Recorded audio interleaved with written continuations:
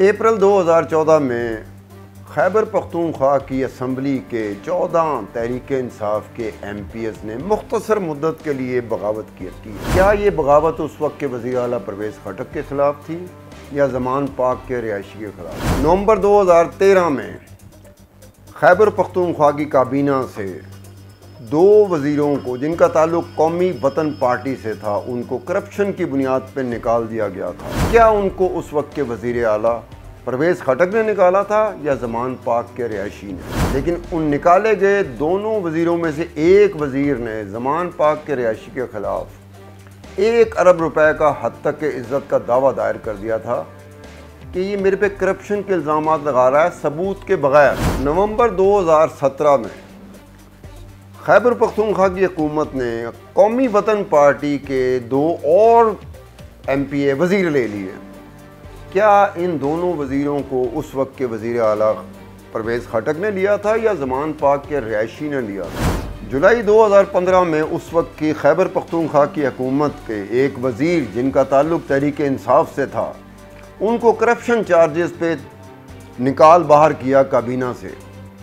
क्या उस वज़ीर को उस वक्त के वज़ीर आला परवेज़ खटक ने निकाला था या ज़मान पाक के रिहायशी ने निकाला था? 2020 में उसी निकाले गए वज़ीर के ख़िलाफ़ जारी मुकदमात में से 2 मुकदमात में अदालत ने बाइज़्ज़त बरी कर दिया। मई 2014 में उस वक्त की खैबर पख्तूनख्वा की हुकूमत में से 2 मिनिस्टर जिनका ताल्लुक तहरीक इंसाफ से था उनको करप्शन चार्जेस पे निकाल दिया गया था। क्या तहरीक इंसाफ के इन दोनों वज़ीरों को उस वक्त के वज़ीर आला खैबर पख्तूनख्वा परवेज़ खटक के हुक्म से निकाला गया था या फिर ज़मान पाक के रिहायशी के हुक्म से? मालम जब्बा केस, करप्शन केस, 3.5 साल तक नैब ने तहकीकात करने के बाद क्लीन चिट दे दी थी। क्या वो क्लीन चिट उस वक्त के खैबर पख्तूनख्वा के वज़ीर आला परवेज़ खटक को दी गई थी या ज़मान पाक के रिहायशी को दी गई?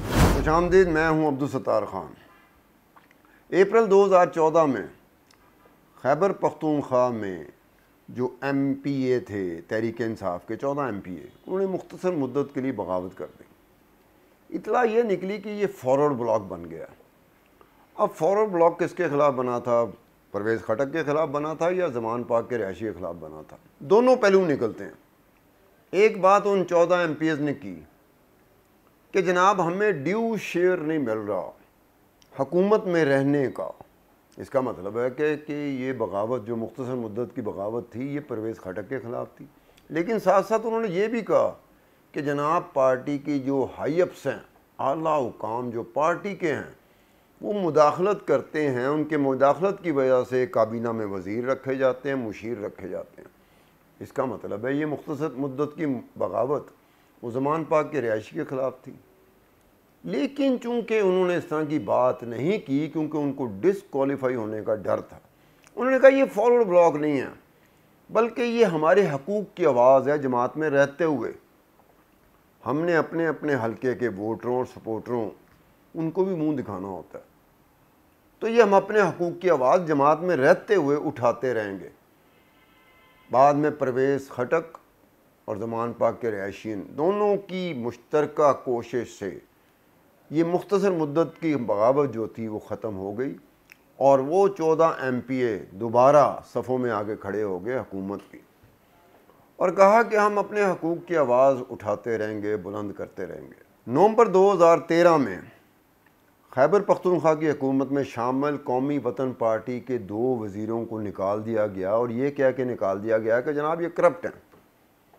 उन दोनों वज़ीर जो निकाले गए थे, एक का नाम बख्त बेदार ख़ान था और दूसरे का नाम इब्रार हुसैन तनोली था।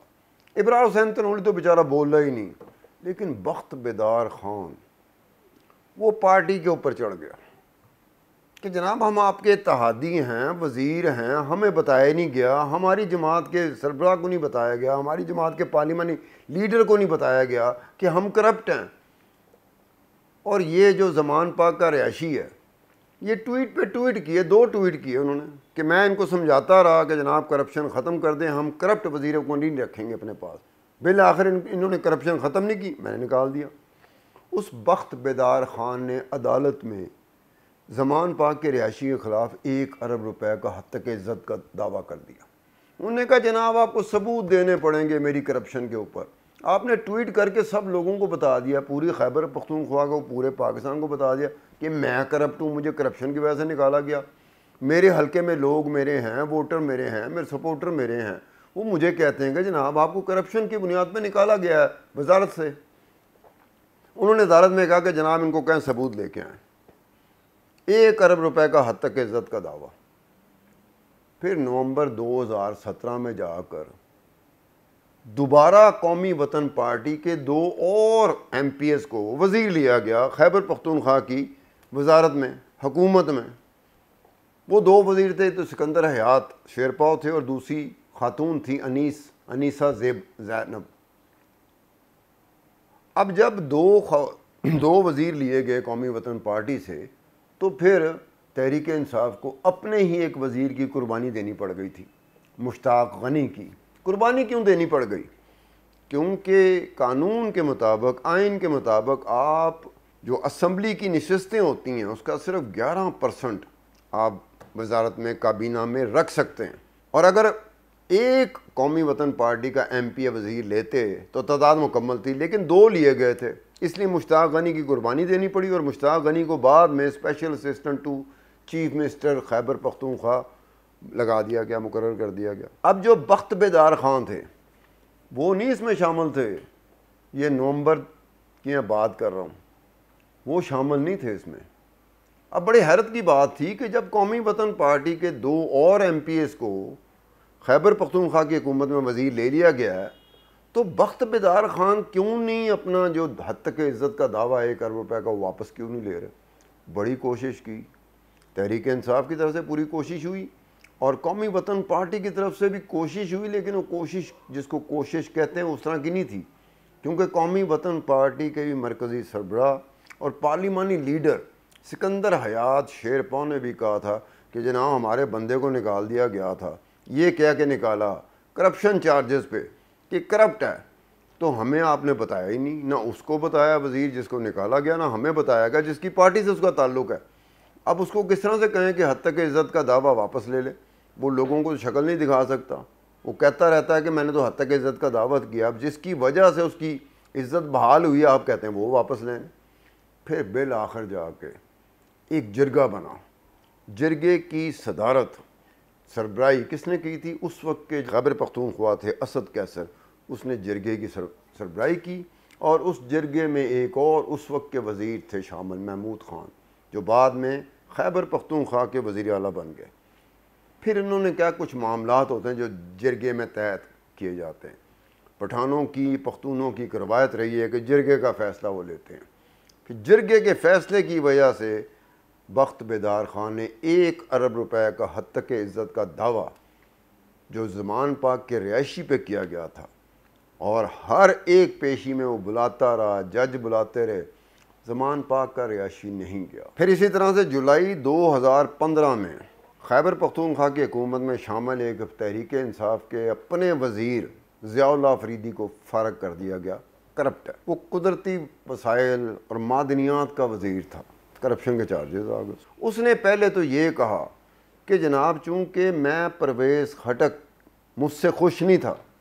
خوش نہ ہونے کی وجہ اس نے یہ بتائی کہ جناب میں جو معدنیات کا وزارت میرے پاس ہے, تو میں نے کوئی کیسز کیے ہیں ان لوگوں پہ, سرکاری افسران پہ, معدنیات محکمے کے افسران پہ, اور ان لوگوں پہ جو معدنیات کا کاروبار کرتے ہیں, معدنیات کی کمپنیز ہیں, میں نے ان پہ پرچے کیے, 97 پرچے کیے.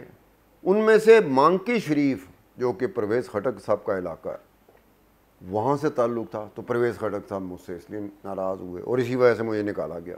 پھر اس کے بعد ایک اور کہانی نکلی, جو دائیں بائیں سے کہانیاں نہیں نکلتی ایسے موقع پہ, وہ کہانیاں نکلی جس میں ایک چینی معدنیات کی کمپنی تھی, اس کے ایک پاکستانی کنٹری ہیڈ تھا, اس نے الزام لگایا کہ جناب یہ پیسے مانگتا ہے. کون مانگتا ہے؟ ضیاء اللہ افریدی, یہ پیسے مانگتا ہے. اور ایک سارا پیسے جو ہیں, اس کا سارا ریکارڈ جو ہے وہ تحریک انصاف کے ایک اس وقت کے جو ہائی کمان میں ایک شخص تھا, جس نے ابھی ریسنٹلی تحریک انصاف کو خیر بات کہا ہے, سیف اللہ نیازی کا اس نے نام لیا, کہ سیف اللہ نیازی کے گھر میں سارا ریکارڈ پڑا ہوتا ہے. یعنی کہ وزیر معدنیات ہے وہ خیبر پختونخوا کا, لیکن ریکارڈ اس کا سارا سیف اللہ نیازی کے پاس ہوتا ہے۔ جب سیف اللہ نیازی سے پوچھا گیا تو اس نے کہا کہ جناب ایک کمیٹی بنی ہوئی ہے، اور ہم کمیٹی جو بنائی ہے وہ زمان پاک کے رہائشی نے بنائی ہے، کہ جناب آپ نے پرفارمنس دیکھنی ہے، محکموں کی پرفارمنس دیکھنی ہے اور وزیروں کی پرفارمنس دیکھنی ہے۔ اب اس کمیٹی میں ایک شخص بھی شامل تھا، اس شخص کا نام تھا جہانگیر ترین، جو اب نہیں رہا۔ نہ سیف اللہ نیازی رہا تحریک انصاف میں، نہ جہانگیر ترین رہا۔ انہوں نے کہا ہم تو سپروائز کرتے تھے، ہم تو مانیٹر کرتے تھے پرفارمنس کو، ہمارا تعلق نہیں اس سے۔ پھر اس کے بعد ضیاء اللہ آفریدی کے بارے میں باتیں نکلنا شروع ہوئیں کہ جناب وہ تحریک انصاف کے رہنماؤں کو بڑے مہنگے اور بڑے لگزریس تحفے دیا کرتا تھا۔ ایک اس کی پکچر ہے، ایک اس کی تصویر ہے ضیاء اللہ آفریدی کی، جس میں وہ زمان پاک کے رہائشی کو پرانے زمانے کی اینٹیک بندوقیں، رائفلز اور گن دے رہا ہے، اور زمان پاک کا رہائشی جو ہے وہ ہنستے مسکراتے وہ تحفے قبول کر رہا ہے۔ بات اس کی پھر بھی نہ بنی۔ پھر اس نے عدالت میں، وہ بھی عدالت میں جائے گا، وہ عدالت میں گیا 2020 میں۔ عدالت نے 3 کیسز میں 2 کیسز میں باعزت بری کیا ضیاء اللہ آفریدی کو، لیکن وہ اتنا دل برداشتہ ہو چکا ہوا تھا کہ اس نے پھر پیپلز پارٹی جوائن کر لی۔ پھر اسی طرح سے یہ تھا کہ خیبر پختونخوا میں 2 اور وزیر تھے تحریک انصاف کے، ان کو بھی کرپشن چارجز کا الزام لگا کے نکال دیا گیا۔ ایک شوکت یوسف زئی تھے اور ایک یاسین تھے۔ یاسین جو تھے وہ مشیر تھے، وزیر نہیں تھے، ان کو نکال دیا گیا تھا۔ شوکت یوسف زئی کے بارے میں یہ بات کہیں کسی کوارٹر میں نکلی تھی کہ شوکت یوسف زئی کو اس لیے نکالا گیا تھا کہ شوکت یوسف زئی نے انکار کر دیا تھا ایک بہت ہی اہم، جس کا نام نہیں لیا گیا، پی ٹی آئی کے تحریک انصاف کے ایک بہت ہی اہم رہنما، ان کی کوئی این جی او تھی جن کو ٹینڈر میں شامل نہیں کیا تھا شوکت یوسف زئی نے، جس کی وجہ سے شوکت یوسف زئی کو وزارت سے نکال دیا گیا تھا۔ اس کے بعد مالب جبہ کا ایک کیس ہے۔ مالب جبہ کا ایک ایسا کیس ہے کہ جس میں خود نیب اور نیب کے اس وقت کے جو چیئرمین تھے جسٹس جاوید اقبال صاحب، انہوں نے خود ہی کہا، انہوں نے کہا ٹیکنیکلی بہت ساؤنڈ کیس آیا ہے، لیکن عجیب ٹیکنیکلی ساؤنڈ کیس تھا جو 3.5 سال نیب کے پاس رہا، اور پھر نیب نے خود ہی وہ کیس ریفر کر دیا۔ کس کو ریفر کیا؟ خیبر پختونخوا کی کے چیف سیکرٹری کو، کہ جناب آپ دیکھیں اس میں کچھ ہوا ہے، ہماری طرف سے فارغ ہے، یعنی کہ کلین چٹ دے دی گئی۔ شور مچا تھا اس وقت، جو اپوزیشن کی جماعتیں تھیں انہیں کوئی تھوڑی بہت خوشی ہوئی کہ جناب یہ کیس آیا ہے، اس میں پتہ چلے گا ہم پہ تو کیسز بن رہے ہیں، چلو زمان پاک کا رہائشی ہے اس پہ کیس بنے گا، یا پھر خیبر پختونخوا کے جو کرتا درتا ہیں ان پہ کیس بنے گا، کیونکہ مالم جبہ وہ سوات میں ہے، وہاں ایک ہوٹل بننا تھا اور چیئر لفٹ بننی تھی۔ اب ایک ایسی کمپنی کو دیا گیا کانٹریکٹ جس کا ہوٹل بنانے کا اور چیئر لفٹ کا کوئی تجربہ ہی نہیں تھا، یہ ڈاکومنٹس کی میں بات کر رہا ہوں، اس کے باوجود اس کا فیصلہ نہیں ہو سکا۔ اب یہ وہ تمام چیزیں ہیں جس کی بنیاد پر آج یہ سوال اٹھتا ہے کہ پرویز خٹک صاحب پہ الزام جاتا ہے، یہ سب کچھ پرویز خٹک کے خلاف تھا، یا پرویز خٹک اس میں ملوث تھے، یا پرویز خٹک خاموش تماشائی تھے، جیسے ہوتا ہے جماعتوں میں۔ بڑا لیڈر ہونا، سربراہ ہو، کوئی نہیں بولتا، ٹھیک ہے یہ پا جاؤ، آپ کا ملازم ہوگا، کوئی چیزیں کر رہے ہیں، اب ملازم سمجھ رہا ہے کہ یہ کام ٹھیک نہیں ہو رہا، لیکن وہ بول نہیں سکتا، بولے گا نہیں۔ کب بولے گا؟ جب اب موقع ملے گا، وقت آئے گا۔ تو اب پرویز خٹک صاحب کی راہیں جدا ہو گئی ہیں زمان پاک کے رہائشی سے، تو کیا امید کرتے ہیں کہ آنے والے وقت میں کبھی وہ بولے گا، لیکن اس کے بولنے کا، پرویز خٹک کے بولنے کا وہ امپیکٹ نہیں ہوگا، اس کی وہ اہمیت نہیں ہوگی جو اس وقت بولنے سے۔ ویسے عمومی طور پر یہ خیال کیا جاتا ہے تحریک انصاف میں کہ پرویز خٹک وہ واحد شخصیت تھی جو زمان پاک کے رہائشی کے سامنے بول پڑتی تھی، کچھ نہ کچھ وہ بول دیتی تھی۔ اور ایک آدھی دفعہ کا واقعہ ہے کہ وہ کسی وجہ سے ناراض ہوئے، متفق نہیں ہوئے، اختلاف رائے آ گیا، اس میٹنگ سے اٹھ کے چلے گئے۔ ٹی وی چینلز میں، میڈیا میں بڑا شور اٹھا کہ جی یہ ہو گیا وہ ہو گیا، تو پرویز خٹک صاحب نے کہا کہ وہ تو سگریٹ پینے باہر آئے تھے۔ لیکن یہ بات اپنی جگہ پہ تھی کہ پرویز خٹک کہیں نہ کہیں بولتا ضرور تھا، لیکن بہت ساری ایسی چیزیں ہوں گی جہاں وہ بولے ہی نہیں، ان کو بولنا چاہیے تھا۔ اب بولنے کا اس طرح کا فائدہ نہیں ہوگا کیونکہ اب ان کا جماعت سے تعلق ہی نہیں رہا۔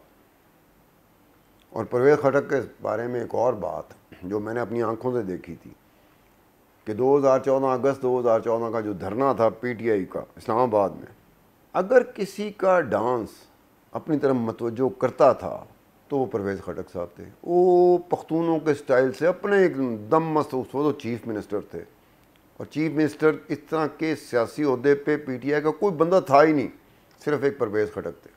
اور پرویز خٹک صاحب جو ڈانس کرتے تھے اور خاص طور پہ پشتو گانے جو لگتے تھے دھرنے میں، اس پہ کرتے تھے، ایسے لگتا تھا جیسے مست ملنگ لگا بندہ لگا ہوا اپنے کام میں، اور زیادہ اٹریکٹ کرتا تھا۔